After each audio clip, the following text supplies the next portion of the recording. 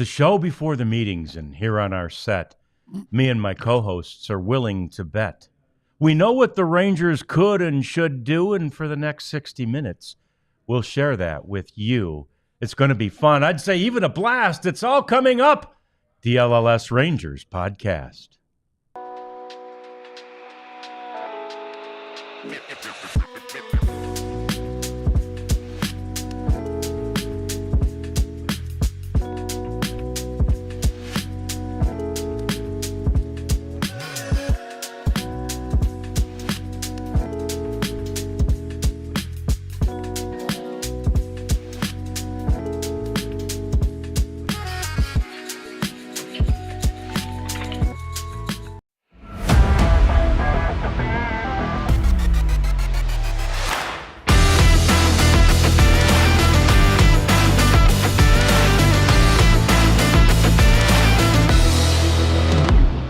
Now it is time. I hope you are ready. I'll rhyme the whole show. It's going to be heady. No, I'm kidding. I can't rhyme the whole show.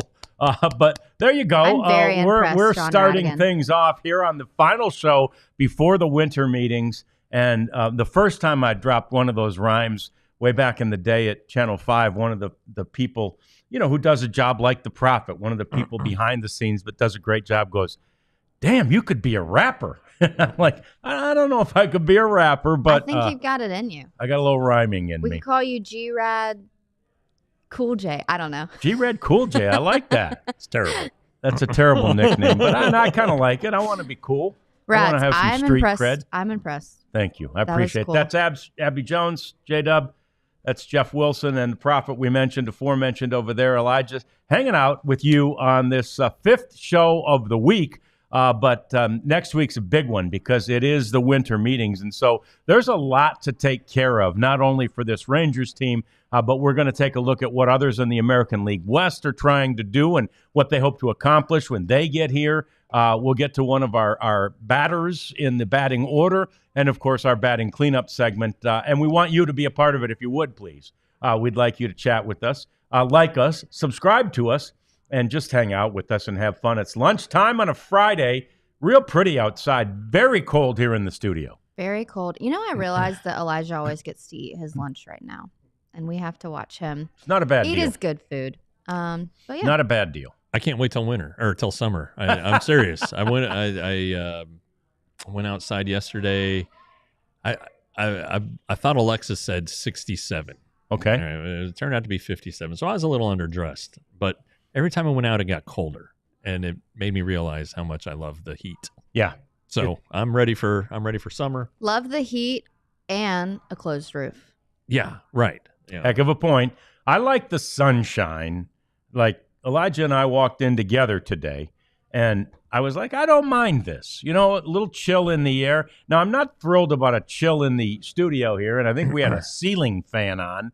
But outside, I'm okay with a bit of a chill. And it's the winter meetings, for God's sake, Jeff. I know. We can't have heat at the winter meetings, or can we? Well, We've we've had them in some the winter desert. meetings in San Diego, Yeah, and San Diego. one of the coldest days of my life was in San Diego for the 2006 Poinsettia Bowl.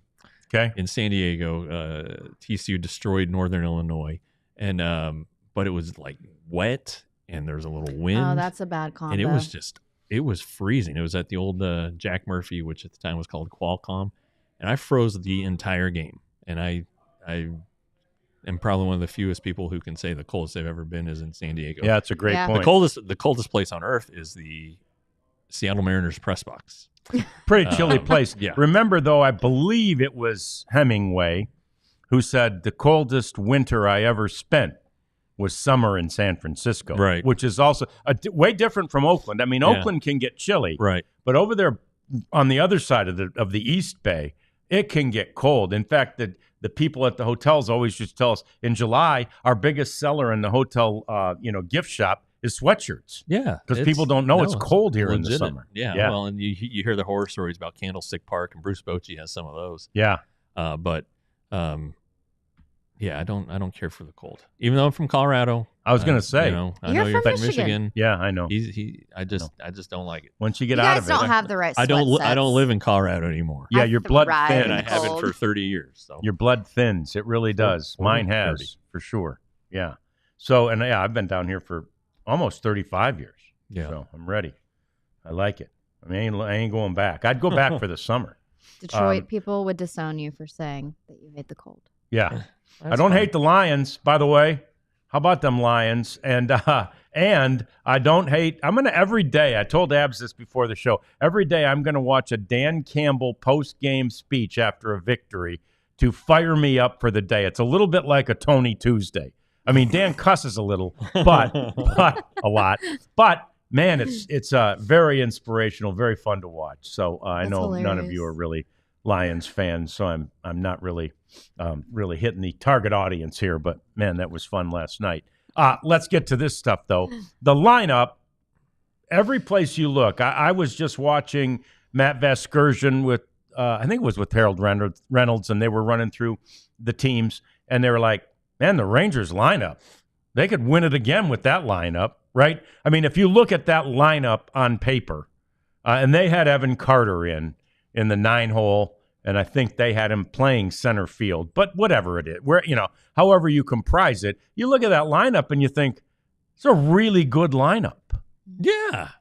I mean, it really is. It didn't perform last year, but it's a really good lineup. And if it performs to its capability, you are right back in the hunt of being one of the best offensive teams in baseball, much less the American League. Yeah. Yeah, and we've talked about underperformance from last year's club and injuries, and all had a factor. And yeah, if you go back to 23, and look at how these guys, a couple of them had career years, which you need to win a World Series. If they can get closer to that than what they were last year, and if again you can get 100 and let's say 40 games out of Corey Seager, Sure, you're going to be in good shape. You're going to score. But we've been talking about it all off season. You got to have somebody at the bottom of the order like Leo Taveras having a better year. Jonah Heim can't have another subpar year, though Kyle Higashioka is going to be there to help solidify that or be a fallback plan. Maybe if that does happen, and then Adolis needs to be healthy. He needs to have his head screwed on right, and even Marcus Semien needs to be better. Yeah, he does. Semien did not have a good season. No. So, Nathaniel Lowe. There are things that need to improve, and these guys all have the track record somewhere in the back of their baseball card. They have a good season or a couple good seasons that can show the kind of player they can be. I agree. And those actually are the exact words that Kyle Higashioka shared on MLB Network last night. I know it was a down season for them last year, but this team, the lineup is incredible. And he was talking about the coaching staff and just the, personnel in Texas. I mean, he looks at this as, he said, it was all about winning. And I went to a place where I think I can win and be on a championship team. Yeah. So CY is all about not selling, but persuading people into the vision here. And again, we've gone through for months now. It's not, with the World Series hangover, whatever you want to call it, it's not excuses, but it is reasons. The Rangers are going to get much needed rest. They've gotten surgeries that they've needed to get. Even Freddie Freeman, he just had surgery on his ankle, and his caption was "worth the ring." So, you give and you take a little bit to go home with the hardware. The Rangers probably think it's well worth the sacrifice of this season and the extended and prolonged injuries. But with a healthy and full offseason, I'm excited for 2025. Yeah, that's the point, I think, is there are a lot of reasons for optimism. Now, most of them aren't on the other side of the ledger, which is pitching right now. And the market for pitching in this offseason has gotten crazy. Like, I saw a headline on MLB.com yesterday or maybe this morning, and it said, like, in a year where Juan Soto was going to sign for over $600 million, it was a $67 million contract that got everyone's attention. and that was the Luis Severino contract, right? Right. First of all, and maybe not just because it's the biggest contract the A's have ever signed. They signed That's crazy. They signed Eric Chavez 6 years, $66 million, I think back in 2018 maybe, and that was the biggest until Severino. And then they wonder why they're not good. Right. Well, and again, they've got a pretty good young base, and they've added Severino to it, and they seem to be somewhat excited. We're going to talk all about each West team in the next segment, so we'll get to more of that in just a minute. But it's a frightening thing for a lot of people, and a good thing for guys like Nathan Eovaldi, that the market for pitching seems to be very, very stout. And people are stepping up to the plate. The Kikuchi getting $63 million, Severino getting $67 million. And again, this is baseball. These are guaranteed. Well, I tweeted that not too long ago. It's the fifth starter to sign an 8-figure AAV this offseason. And all of the contracts, minimum 2 years. But, you're looking at that 3 to 5 year range. And I kind of threw out the question, what deal will the Rangers have to present to Nathan Eovaldi to stay? Because like we mentioned yesterday, supply and demand. The more that these starting pitchers go, the higher that Nathan Eovaldi can raise his price. And especially with the club that he's like, what I've done, what I can do, and how long I can do it for. So Nathan Eovaldi sitting in a pretty good position heading into these winter meetings. No doubt. Yeah, it's a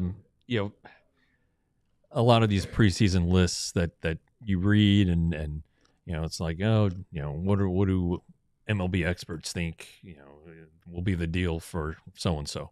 Everybody thinks that Eovaldi's going to get a 2-year deal, or thought he would get a 2-year deal. Well, the market sets everything, and if Kikuchi, who, if you look at the stats, Nathan Eovaldi is a better pitcher than Kikuchi last season, career-wise.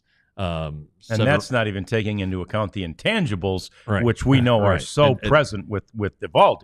Sure, and Severino has a lower career ERA than Eovaldi, and maybe he's a little younger, so maybe that's more attractive. But 3 in the low to mid 20s is starting to look like what Eovaldi is going to end up with, and maybe Oakland overpaid a little for Severino. Maybe not. I think they got to make up for the field he's going to be playing on. Well, maybe, but so I think the Angels definitely overpaid for Kikuchi. I don't, if they're, they probably saw a lot of him in the second half after the trade to the Astros. It was better. The fastball was better, but I don't know that he warrants that long of a deal, or that big of a number. So if that's where the market's at, the Rangers may have to adjust a little bit. But I still think they were probably in that ballpark anyway on him. Maybe they were at 2 years. Well, okay, tack on a third year. All right, figure out how to pay for it in 3 years. But I think those two deals are more in line with for Eovaldi. It's a good point, and I think with all of the analytics that are done on players and throughout the game, I have to think that there is somebody analyzing each and every one of these contracts, right? They've got a bean counter back there. They've got somebody, a comptroller, somebody like that, who's looking at each and every one of these things. And when you think about these are two teams that people don't want to go to right now. I mean, LA's great. The Angels are great. They've been great. Not this year, not lately, right? Mm-hmm. So if you're going to attract somebody to that organization right now, you might have to overpay. Same, obviously, with the team in Sacramento, right? It's going to be difficult to talk somebody into that. Not, though, if you overpay a little bit. Yeah, sure. And who knows what Severino's best offer was? Right. If that was his best offer, take it. I want to know more on that deal. I really I need the curtain to be pulled back a bit. And if he's okay not winning, okay, but it would be interesting to see who offered him what. Yeah. And if that was the only team that went to 3 years, then that's it's a no-brainer. But it only takes one. It only takes one team. That's to all do it takes. So say that this is few weeks from now and Nathan Eovaldi signed with the Rangers, who do you think he would come out and say, "Oh, they were my second best offer," or "They were really persistent in pursuing me"? Well, I think probably the Braves, Orioles potentially. And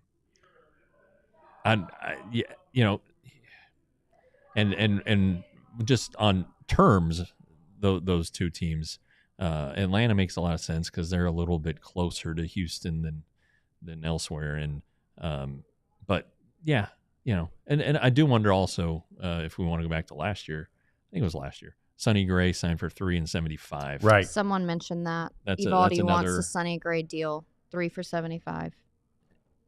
Okay, I mean, yeah, that's stretching it a little bit, but I could see the Rangers doing. I could see them doing 3 for 70. 72, maybe. 72. Yeah, anyway. I don't know. Right. But again, at that point, do you really just want to hold his feet to fire? I hate to say it, for those $3 million, get him, right? Sure, get him. Sure.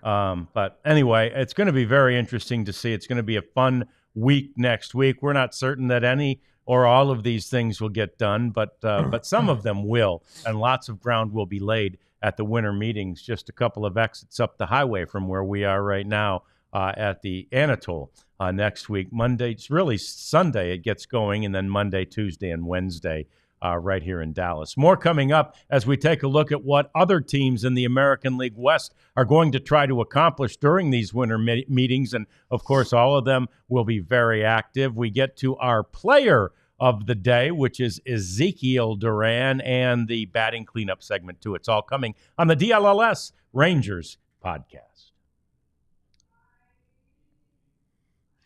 All right, I got to get to Constant Contact, which is all about goals. And I want to make sure that I read the final line just right. So I've thrown the glasses on. But you got to have goals. Everybody has goals. We had so many goals during the run there where we were offering the 36 for 36. And it was goals that were set for us by people above us. But it was our job to help attain those goals. You got to set goals so you can have the success you want to have and you can achieve the things you want to achieve. Now, to accomplish those goals, what we encourage you to do is to utilize Constant Contact. I mean, this is a company that will allow you to do what it takes to meet your goals and meet them faster. So sell more, raise more, build genuine relationships with your audience. It's Constant Contact's suite of digital marketing tools. Constant Contact is time that puts you in your 2024 business goals, email, social media, SMS, customized marketing campaigns built for you. They're all just a few clicks away. Ready, set, go to Constant Contact, ConstantContact.com/AllCity, and get your free trial today. ConstantContact.com/AllCity for your free trial. A light bulb just went off for me. The Rangers could really find some more money to spend if they download the Sleeper app. Sleeper, it's known for fantasy sports, but they're getting into daily picks now. And you can get up to a $100 first match deposit if you use the code DLLS Rangers. I went 0 for 2 last night. I had Zach Levine failed to get 20 points, and then Jahmyr Gibbs failed to get 52 rushing yards. So it's okay. Only $10 down the tubes, but I had a good time following it. So, again, Sleeper, use the code DLS Rangers. Yeah, it's awesome. Yeah, I was going to announce this breaking news. Catcher Danny Johnson of the Boston Red Sox signed a 1-year, $8.5 million deal with the Tampa Bay Rays. Danny, Jansen. Sorry. Interesting guy. I thought, when you looked at the catching market, I thought he'd get a 2-year deal. But 1 and 8's pretty good. Yeah. I was going to say that's good money for 1 year. Yeah. But of course, you always prefer the securby, right? The longevity, if you can get it. Be a free agent again. Yeah. He could also, he was traded by the Blue Jays to the Red Sox at the deadline. If the Rays are out of it, he could become another trade candidate. Opportunity to be, a regular catcher for a good manager, a good catcher, Kevin Cash, and then get dealt, maybe help a team win a go to the Yeah. playoffs, something like that. This is Raise your int- stock. So This is interesting because it said that he had multi-year offers, but he chose to bet on himself coming off of a down season, and he wants to get consistent playing time. Interesting. Okay, so there you go. He You had never a down really year. know what people are thinking in free No, and agency. that's and they don't always reveal it, as he obviously did there. So that's very interesting. And 8.5 is good, and it's more than annually. It's more than either of the catchers who have signed, D'Arnaud and Arnaud, however we say it. D'Arnaud, Yeah. and of Barabbas. course Higashioka.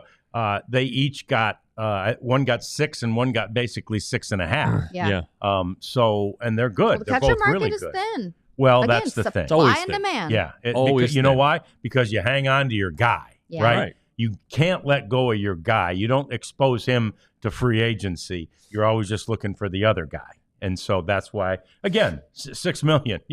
We scoff at $6 million. American League West teams out there busily preparing for their trip to Dallas, and let's start at the bottom. We mentioned the A's a little bit in the last segment, and I think the Angels finished last year, John. did they If really? We're going to start at the Okay. bottom. All right, Yeah. start at the bottom. Start with Wash's team. Well, they definitely finished Hey, last. Yeah, that's right. 99 losses. And look, we know, obviously, Wash. We know Perry Manassian. So we know. And they've already been active, right? They've already gotten Kikuchi. They've already gotten, I had it pulled up. But Kyle Hendricks, and D'Arnaud, who yeah, you just that's mentioned. right. Yeah, so, that addresses 2 spots in the rotation, Kikuchi and Hendricks. Yeah, I don't know that Hendricks will last in the rotation. He's little on the older side, Yeah. and velocity's way down, but he knows how to pitch. Going to set a good example for guys. D'Arnaud has been a really solid catcher. Played for the Braves the last couple of years, knows Wash. I think their catching coach had left the Braves for the Angels. There's a connection there as well. I like. It's good to see the Angels spending money. You don't want bad teams in your division. I guess it's not like an RPI thing or whatever. Whatever decides the NCAA tournament these days, the net rankings. But it's good to see because and you hope Mike Trout's healthy. If you're a baseball fan, you hope Mike Trout is healthy. So if so, then they're going to be all right. They won't lose 99 games. Right. I'm not sold on Kikuchi. So we'll see what else they're going to do because they have said that they have more money to spend. Yeah. Well, I was going to make this point a while back about the Royals. Like, you've seen the turnaround that you can have in one season after losing 100 games and then making it to the playoffs the next year if you just spend the money. Right. And money doesn't always mean that the puzzle pieces are going to fit. But under Ron Washington, I like the odds, Yeah. And how fun would it be if the AL West was really competitive like the AL Central was last season? Because that came down to the wire, and that made baseball fun. It's exciting. You don't really want I don't. Maybe the players want it, but I don't really want the blowout. Oh, this is a layup for the AL West. Right. And it's been the Astros, but shake things up a bit. Yeah. Yeah. Well, the Astros have won 8 straight, something like that. So it's a big number. I don't think the Angels will do it, but if you track Ron Washington's reign with the Rangers, they were bad in 2007, better in 2008, way better in 2009. Nearly made the playoffs in 2009, and then 10 and 2011 were great Went years. to the World Series. Yeah. All right. So then I guess we get to the A's, and we mentioned them in the last segment and some of the things that they've been doing, especially the Severino deal. They also have the deal has been approved in Las Vegas to build their stadium, which is now a $1.7 billion stadium, Jeff. Well, yeah, the real estate's pretty expensive there on the Strip. So but I think they already bought the land, so that's good. Good. And that's all. All but $350 million of it is the Fisher family, the Gap family, right? Right. Yeah. And I wonder with the intense heat that Las Vegas summers have, how they're going to put that thing together. They're going to be working at night a lot. And at one point at Globe Life, they were working around the clock to get it done. So all these things are possible. But when you talk about Luis Severino, 3-year deal, eventually this team is going to be in Las Vegas. Yeah. Mhm. And they're going to have a new revenue stream that they've never had before.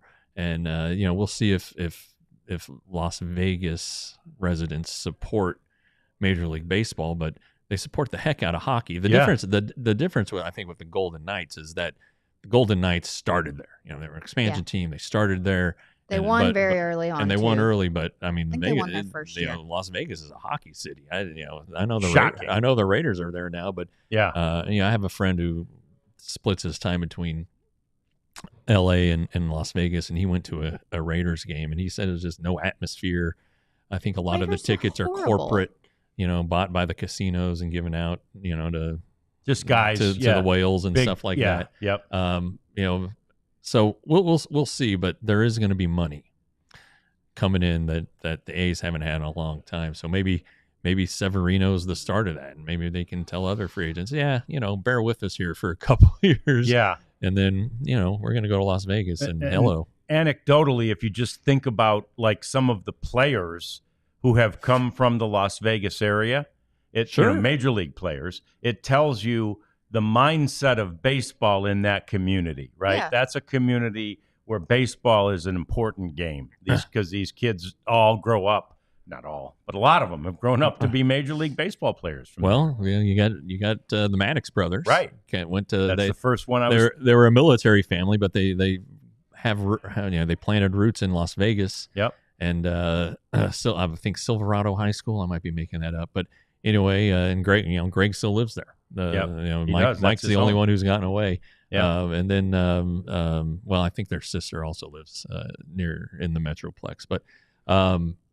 So Maddox, Tulowitzki, the Giambis, Joey Gallo. Right, I was going to say, and that whole Gallo, cadre, the team there. Chris Bryant was on that team. Yeah, Joey Gallo, right. Bryce Harper was on that. Oh, I forget Bryce Harper. Jeez. Yeah. That was Bishop Gorman High Schools where Joey Gallo went. Harper finished high school after his junior year, went and played at JC in Las Vegas. Yeah. Before entering the draft. So good things could be ahead for the A's, but it's a few years off. Yeah, it's going to be a few years, yeah.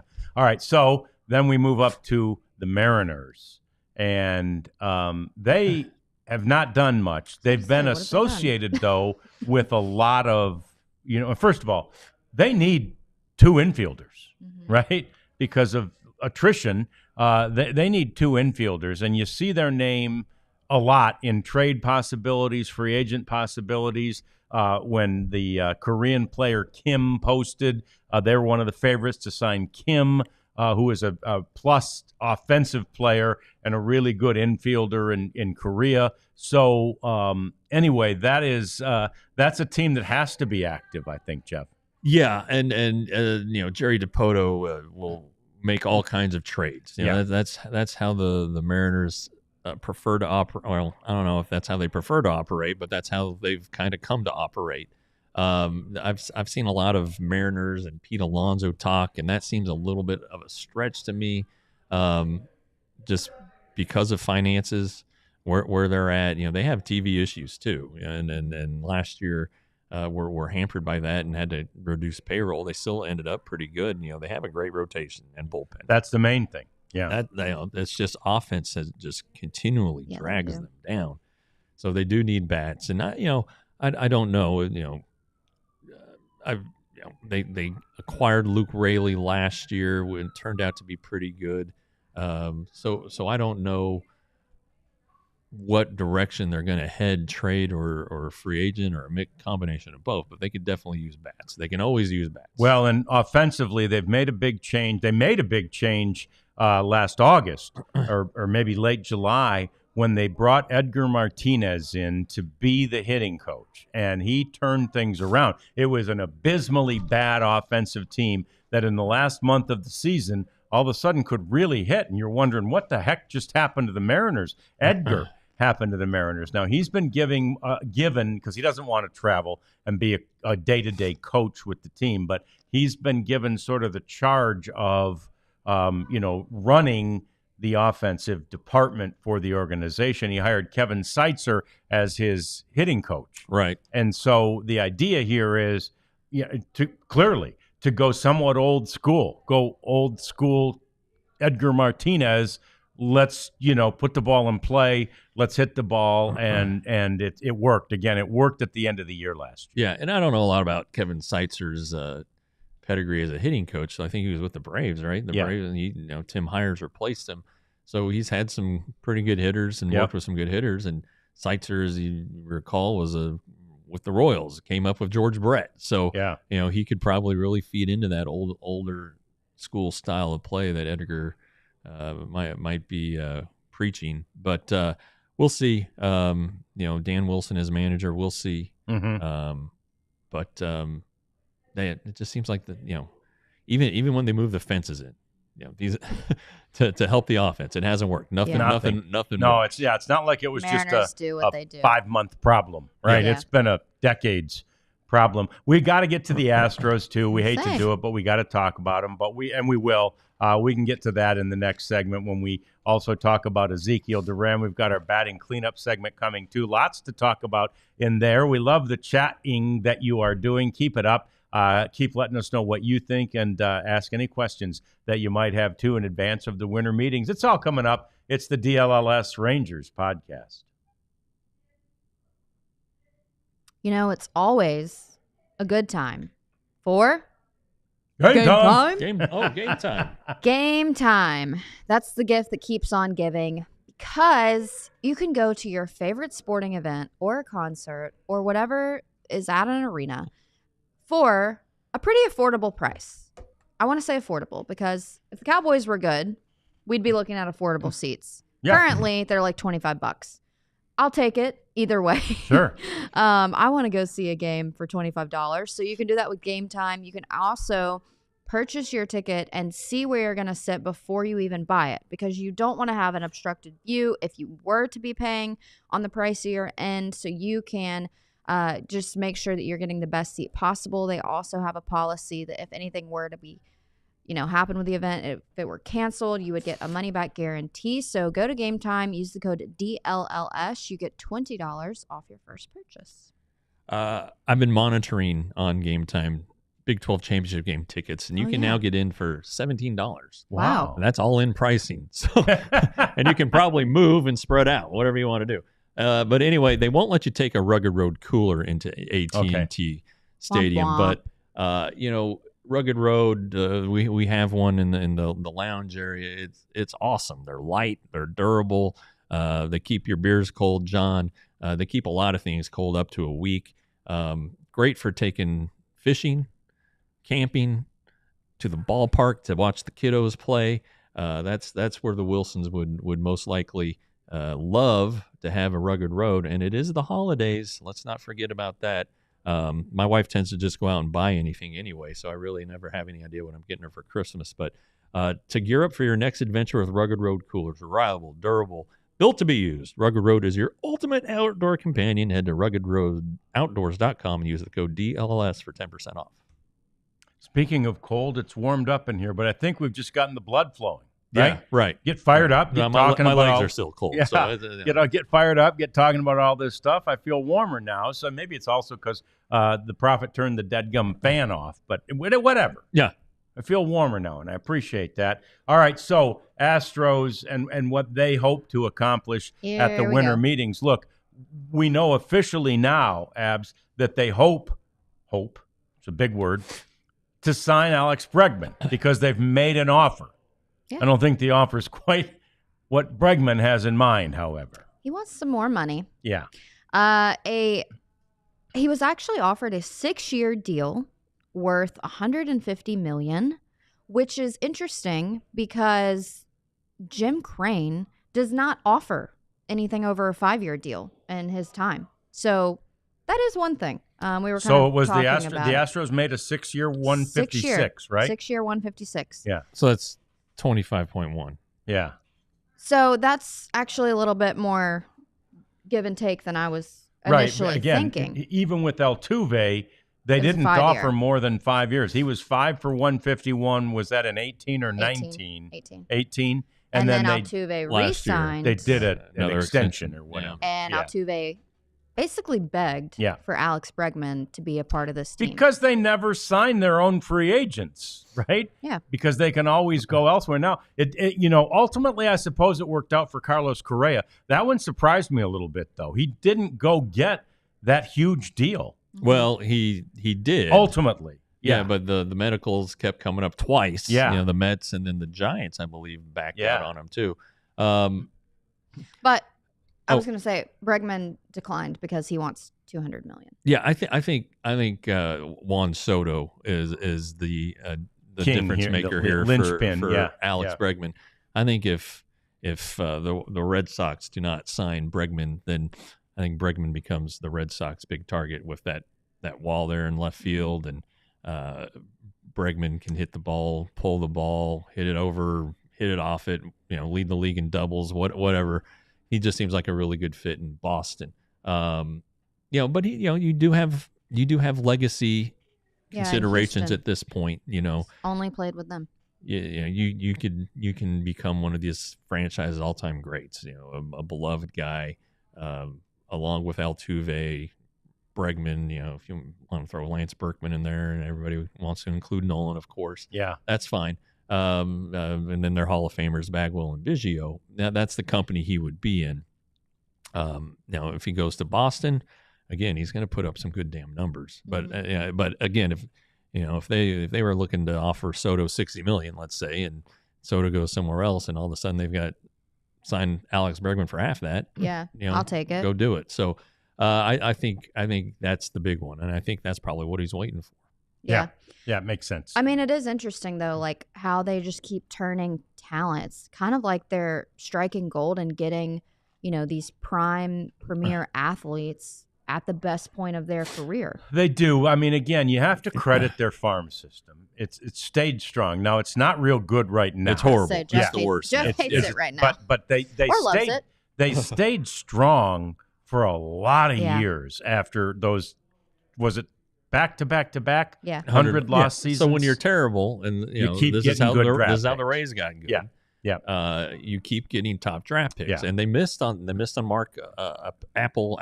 Mark Appel. They missed on him. There was another situation that they didn't get maybe the same year when they didn't sign. I can't remember who was it that they didn't sign him. Yeah, but anyway, he went to TCU, didn't he? After that, I don't know. That was the Rangers and Matt Perk. Oh God! Whoops. But anyway, Carlos Correa, Alex Bregman. Yeah, those are guys, and I tell you what, it was in 14, I think, when the Rangers were, or 13, when the Astros didn't sign their first rounder, because then they got the compensation pick right after that. So they drafted like second and third that year, which pushed the Rangers to fourth. So they took Bregman with the second pick. The Rangers ended up with Dylan Tate, who they quickly traded. Yeah, and now he's a reliever who bounces around. But the Rangers would have selected Bregman if the Astros had only had the one pick. So anyway, there's another reason to hate the Astros, I guess. But the farm system is in trouble, and they're going to run into some big contracts here because Framber Valdez is going to be a free agent soon. Kyle Tucker is going to be a free agent soon. So they're going to have to decide, make some hard choices as they're called. And Jim Crane, doesn't like to go beyond 5 years on deals. He says we run this as a business, blah blah blah, whatever. Business is about to get bad for the Astros. I just think that things are going to start to fall apart a little bit. Now they're going to have Altuve, they're going to have Yordan Alvarez, who's tremendous. They still have some pitching that's coming back from injuries, but they're starting to get to the point where they're going to be chasing free agents, like it was what happened with the right after the Bagwell and Biggio years, and so their farm system got crappy, and it led to their demise, or they're just going to have to figure out a way to acquire talent. But they traded one of their best prospects for Kikuchi last year at the deadline. Yeah, but why? It's just going to be. They're facing a tough future here in the next couple seasons. Then why not fix that now with Bregman? You're just going to be chasing money, though. I mean, it's just and then you're going to get to the point where you're going to have 3 guys making 25 to 30 million apiece, but nobody else. And you're going to have to figure out, well, geez, do I want to give Framber Valdez 25 million a year? He's great. Do we want to keep Framber? Well, sure. Okay. There's $100 million. There's not as good in the postseason, $15 million tied up on 4 guys. 4 guys. All right.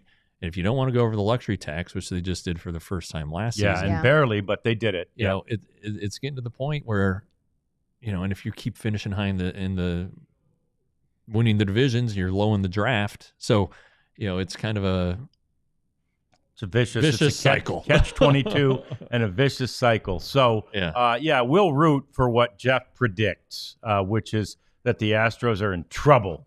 I don't know that they will be in the immediate future, but it won't be that a few years down the road. They're going to be on the outside. Hold on, I mean, it happened to the Rangers. Right. Exactly right. From 10 to 16, the Rangers were one of the best teams in the American League. Yes. Them and the Yankees. Basically in the playoffs every year. And then they ran out of prospects. Yep. Because they were trading prospects to try and get that guy. They got Cole Hamels, And then the next year they traded. What comes first, the chicken or the egg? Mm-hmm. Yeah. The next year they traded for Ryan Dempster.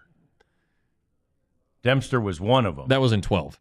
In 16, they traded for Beltran and Jonathan Lucroy. Oh, right. And sent a ton of guys away. So within two trade deadlines, they traded away 12 prospects. Some of them were like first-round picks. Not a lot of them ever panned out, but nevertheless, they didn't have the depth. So what followed is, 17 was they were kind of treading water for a few years, and then they just finally pulled the plug. Yep.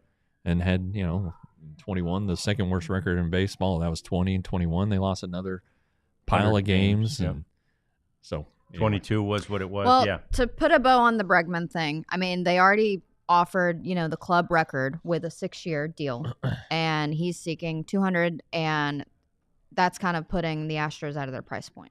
So they're likely going to move forward. Now, to Jeff's point, Soto locking down a deal could be getting a pretty penny in Boston. I like that. Right. Yeah. Well, and once Soto signs, Bregman. Oh, it's going to be a domino Santander, effect. Teoscar Hernandez. Yeah, all these guys are going to start signing. So. Yep. No, Alonso.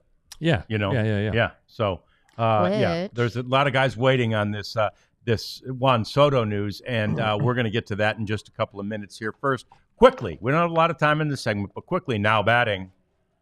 Your third baseman. Oh, shoot. We talked a long time. Yeah, we did. Your third baseman, shortstop, second baseman, first baseman. We got another utility player, Ezekiel Duran, cut from a similar cloth as the guy we talked about yesterday, Josh Smith, and a guy who in 23 had a season that I think would remind you a little bit of what Josh Smith did this past year in 24. But again, it gets down to, especially for a young player, getting those reps, right? Getting that opportunity to play every day. And you talk about a chicken or an egg, Ab. Which comes first, the chicken or the egg, right? You have to play well to get opportunities. You have to get opportunities to play well. Correct. Yeah. Tough one.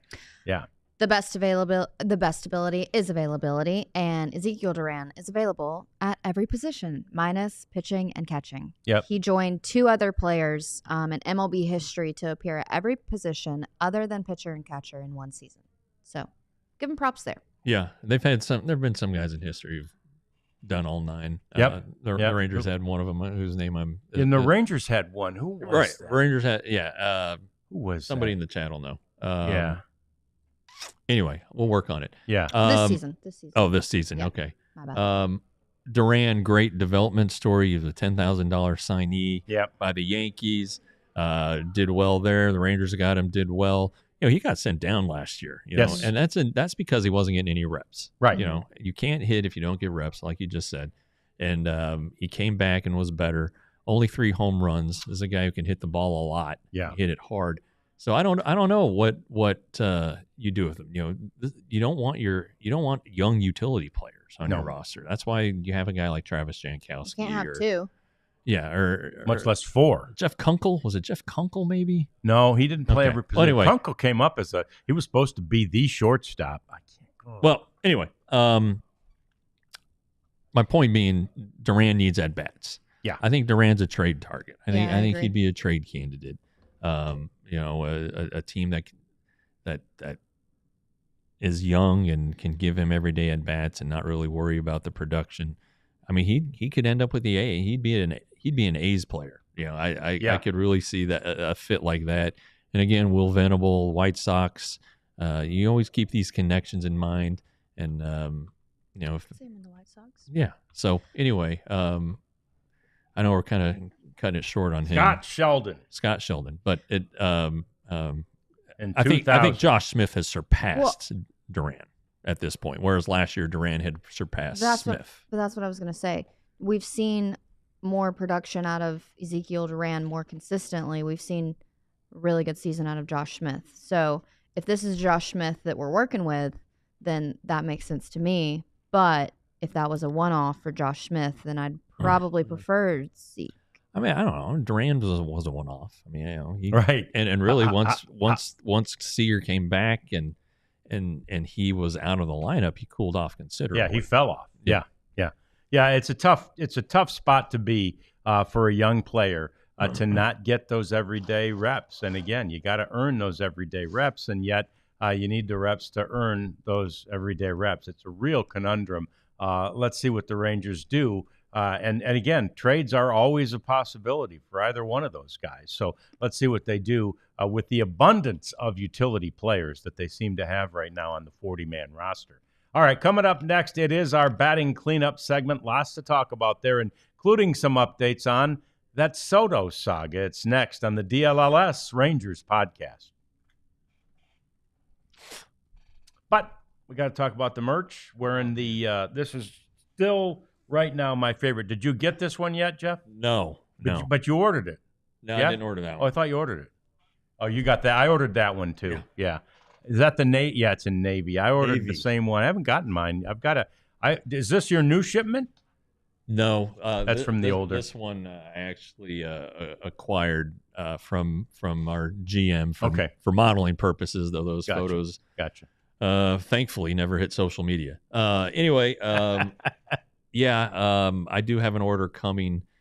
2 flag shirts: the Mavs flag shirt, the Cowboys flag shirt, and then the horseshoe shirt. And then that's probably going to do it for me until the hats come out. I've got that shirt, the horseshoe shirt, and I think I got the chew. Oh, good. Yeah, the chew's a good one. Texas chew one. That one's your favorite. Yeah. So anyway, we love this merch. It's remarkably soft.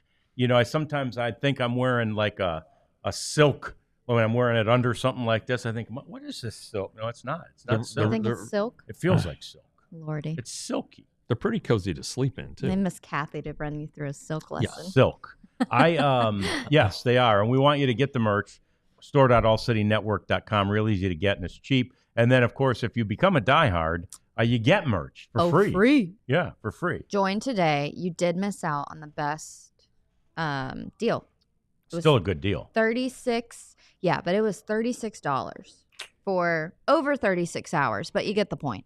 Join today, $79.99. It's the gift that keeps giving because, like we said, when there's all this breaking news in MLB, it's not going to be that breaking to you because we've been talking about it. And Jeff writes about it, puts the content behind the paywall. Check it out today. Join Die Hard. You're going to want to join before the winter meetings start. Just saying. Oh, yeah. Lots of stuff coming. Join today. Go to alldlls.com. Yep.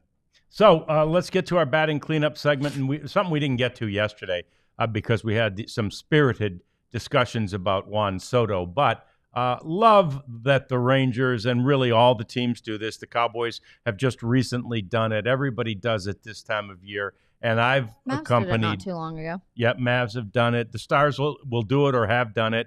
I've accompanied any number of the teams to any number of the hospitals that do this, and it's always one of the most heartwarming and sad days of the year for me when I've done this, and that is when they go to the children's hospitals at the time of the holidays. So the Rangers were at Medical City, I think, day before yesterday. Mm-hmm. Yeah. And we've got some pictures of them there, and that you can't help but smile when you're a player there. But you look at there you Simmy. go. Yeah. And I mean, that's just a genuine smile, isn't it? And he's Josh, probably happier to see the kids than the kids are to see him. Yeah, and Josh is there. John Gray, you see there. Josh is there as Boers with the inability to raise his arm after his shoulder surgery, but he's there, and he has young kids. Simi has young kids. So many of these guys have young kids, and all I could ever think about when I went on those trips and got the video and the pictures like that was not only about the kiddos who were there in the hospital, but I'd look at their parents, right? As a parent, I'd look at their parents and I'd go, oh my gosh, I can't imagine these poor parents it's a helpless feeling when your baby's sick. And I think that the Rangers doing something like that, the Mavs, the Stars, the Cowboys doing something like that is awesome, right? It makes people feel better. And I think that I haven't seen the press release, but seems like they usually go to Fort Worth too. They do. They go to Cook Children's. I've done it at both too. Yeah. I've gone to Cook's with the Rangers. I think I've gone there with the Cowboys. I've gone to both with both. And I don't know if I ever did it with the Mavs. I definitely have been there with the Stars too. It's a wonderful thing. Yeah. I will say, my mom and dad, when he was in Detroit, they did this hospital visit and they met with this girl. Her name's Christina. She had a really rare form of leukemia. She was not expected to live. And that was 20-something years ago. To this day, we still keep in touch. Oh, good. We get their Christmas cards. She's married. She's actually expecting a baby, I think. Awesome. And and so we keep up with the whole family. And so I'm sure that a lot of, people think, oh, these guys are just going because they were told to or whatever.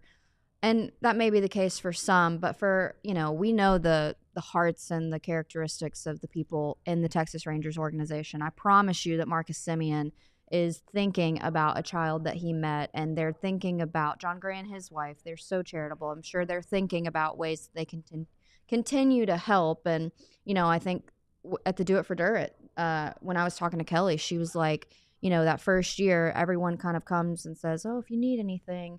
She's like, I didn't expect players to remember my name or whatever, but here we are 10 years later. They're flying in for these events. Yeah. So that just goes to show, like, it really does a lot for these players, just as much as it does for the kids. And I'd imagine a few of the Rangers, it's like a lasting impression. No doubt about it. So we wanted to share that. That's a really good thing that happens this time of year. The Soto saga continues, of course, as well. It's so funny because I think a day or two ago, somebody out there, one of the pundits said, it looks like, the Yankees are fourth and, the Red Sox are the leaders in the clubhouse. And now you see, the Red Sox don't have a chance. I mean, who knows? The latest is it's supposed to be done by Monday. We'll sure hope it is. According to Ken Rosenthal, he's predicting a 15-year, $750 million deal for Soto. $50 million a year. He said that the Mets, Yankees, and the Red Sox and Blue Jays, they've all offered over $600 million. The Dodgers will walk at $600, which is hilarious because they seem to be the high rollers. But in his opinion, we said a few days ago that the Yankees would be the team to get the final word. He thinks that the Mets should be, since they probably are offering the most. But that is the update on the Soto saga. But also, just scrolling through Twitter, everyone thinks that if the Dodgers go after, Soto, that they can't go after Saki. And it's like, those are two different money pools, too. Like, Saki is a huge possibility for the Dodgers. And a little Saki update, it's reported that he's made a decision, and it's probably the Dodgers, but no, not. Yeah, I mean, again, I said reported. It was reported. Yeah, it was reported that the Red Sox were the leaders in the clubhouse, and then it was reported they don't have a chance. So yeah, we don't know. Yeah, we'll wait and see. Yeah, so he hasn't even been posted yet. Nope, got to do that yet, and he will, and then he'll have 45 days. Teams will have 45 days to woo him, if you will, and the Rangers will definitely be one of those teams that will hopefully, like as Jeff has said a number of times, get in the room with him. He feels like, and we feel like if they do that, that'll be a good thing. Hey, this is cool. The MLB Speedway Classic is coming in August this year. So you remember the game the Rangers or the MLB did last year at Hank Aaron's minor league park. What was Birmingham? That? Yeah, what was that place called? It was Rickers, Yeah. whatever it was, that old minor league stadium where everybody's played. I mean, everybody who's anybody has played at that old stadium. And this year it will be the Reds and the Braves on October 2nd in Bristol Motor Braves are Speedway. getting all the fun stuff this year. Yeah, and Bristol Speedway is so Tennessee will host a Major League Baseball game that counts for the first time ever. Yeah, I've always, I don't want to say I cut my teeth in the journalism business, but my big journalism break came covering NASCAR. And so I always wanted to go to Bristol. It's just it's the shortest track, high banks, and they bang each other, and you always see somebody get ticked off. Teeny tiny little place, but it's a bowl. I always thought, God, why don't they have a football game there or something? Yeah. And I don't know if they've done that. They might have, but it'll be interesting. These infields are bigger than you ever expect. Oh yeah, they're enormous. Remember, Indy 500, there's a golf course in the infield. Right. Right. So there'll be plenty of room to do a ballpark. It'll be a fun event.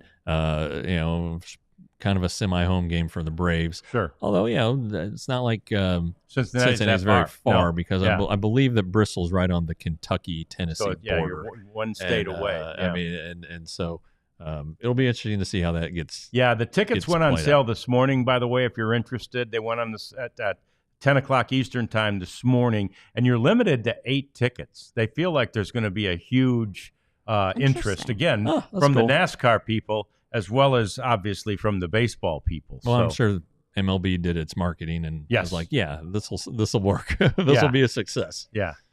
So I think it'll be cool. And plus, MLB has traditionally done a great job on those games, like the Field of Dreams. I don't know if that was the first one, but that was fantastic. And then last year's, and again, Hank Aaron it was the Willie Mays. Willie was supposed to be there. Yeah.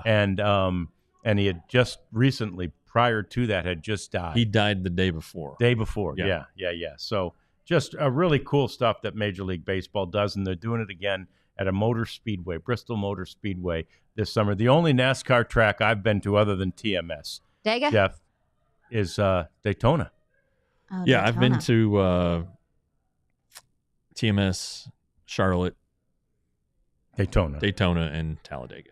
Yeah, so. I love me some. I'd go cover that Daytona 500 every year. Yeah, that was cool. Yeah, covering NASCAR is great. They cater to the media. They really do. Even now. Yeah. The drivers get it. I'll never forget. I was covering NASCAR. I was still on the copy desk at the Fort Worth paper, but I was like the backup NASCAR writer, and we were doing our preview section ready for the upcoming race at TMS, and this is before my wife, and I was still hanging around the bars too much. And anyway, so it's like 9 o'clock in the morning, my damn phone rings, and hello. The other guy goes, hello, this is Jeff Gordon. I was like, oh shit, Jeff Gordon, because I needed to interview How are him. you? Wow. I was like, oh God, give me a minute. So I went and grabbed my recorder and notepad and interviewed Jeff Gordon, probably in my underwear. Thanks, Jeff, for that moment. But anyway, they get it. They just, even the biggest stars of the time would sit down one day a week and make calls to the media. Yeah, they get it.